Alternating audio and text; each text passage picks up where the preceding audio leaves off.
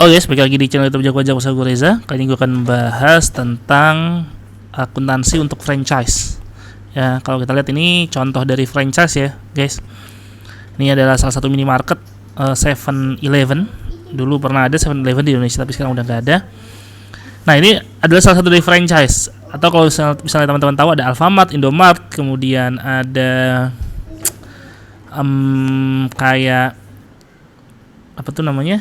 Watson, kemudian macam-macam ya.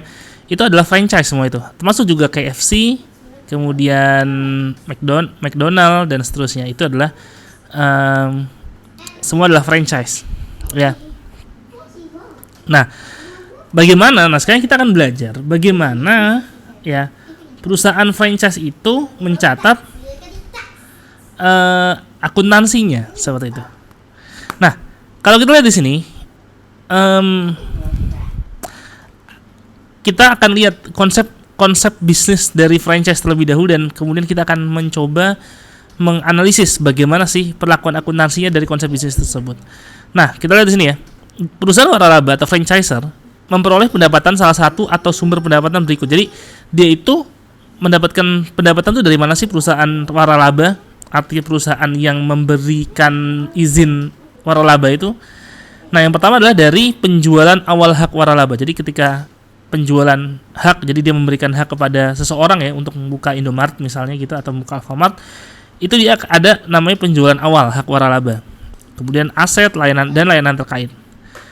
Nah, pendapatan dari sumber ini disebut dengan initial franchise fee. Nah, ini namanya initial franchise fee.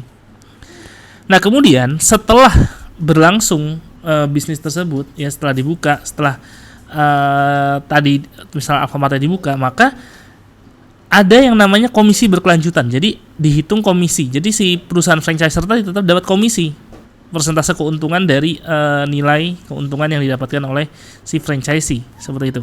Nah,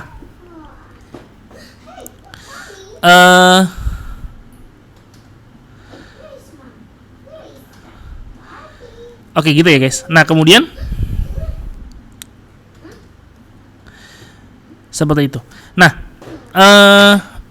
itu disebut dengan istilah continuing franchise fee, ya, continuing franchise fee. Nah, selanjutnya dalam suatu bisnis franchiser biasanya memberikan kepada franchisee layanan-layanan sebagai berikut. Ada bantuan dalam pemilihan lokasi, ya, evaluasi pendapatan potensial, pengawasan, bantuan dalam peralatan, layanan pembukuan dan konsultasi, pelatihan karyawan dan manajemen, kontrol quality, dan iklan dan promosi. Nah, ini merupakan layanan-layanan dari konsep akuntansi dari suatu bisnis franchise. Nah, kalau kita lihat di sini ya, contoh ya kayak evaluasi pendapatan potensial atau misalnya bantuan dalam pemilihan lokasi, ini mungkin adalah suatu jasa yang diberikan sekali jadi. Artinya ketika di awal si franchisee tadi membeli franchise kepada franchiser, di situ dia akan dibantu dalam pemilihan lokasi, misalnya seperti itu. Tapi itu merupakan layanan yang terjadi sekali aja di awal, ya. Nah, jadi nanti kita akan bedakan lagi bagaimana membedakan antara pencatatan atau penjurnalan pengakuan akuntansinya antara jasa yang memang jasanya itu hanya ada di awal aja atau jasa yang berkelanjutan seperti itu. Nah, di sini yang berkelanjutan contohnya apa? Misalnya layanan pembukuan dan konsultasi ini kan merupakan merupakan layanan yang berkala gitu ya. Kemudian nah, seperti itu sebagai contoh aja ya, salah satu contohnya. Nah, kita lihat di sini. Kita akan lihat contohnya ya, guys.